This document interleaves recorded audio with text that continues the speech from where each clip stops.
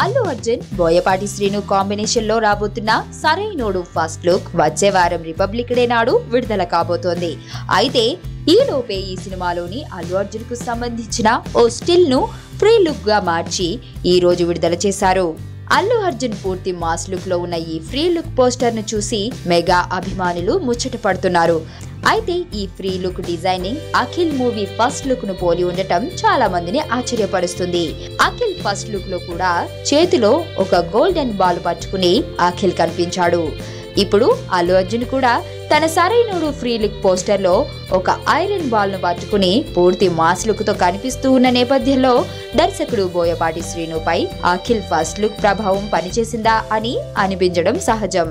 అయితే ఒక ఘోరమైన ఫెయిల్యూర్ సినిమా ఫస్ట్ లుక్ ప్రభావం అల్లు అర్జున్ సరైనోడు ఫ్రీ లుక్ పై ఎందుకు పడిందో ఎవరికి అర్థం కాని ప్రశ్న. అయితే ఈ విషయాలను పట్టించుకోకుండా బన్నీ అభిమానులు పండుగ చేసుకుంటున్నారు. ఇప్పటి వరకు అల్లు అర్జున్ ఫ్యామిలీ సినిమాలు, యూత్ సినిమాలు మాత్రమే చేశాడు. అయితే మాస్ సినిమాలకు చిరునామాగా ఉండే బోయపాటి శ్రీను దర్శకత్వంలో ఈ సినిమా చేస్తూ ఉండటంతో బన్నీ ఈ సినిమా ద్వారా మాస్ ప్రేక్షకులకు దగ్గర కావాలన్న తపన కనబడుతోంది.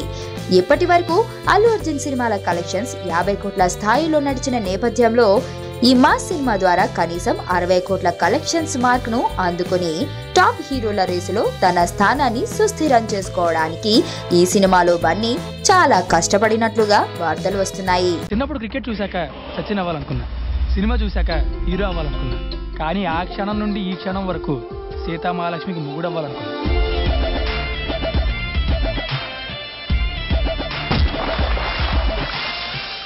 ఇంట్రడక్షన్ సీన్ లేదు కానీ పద.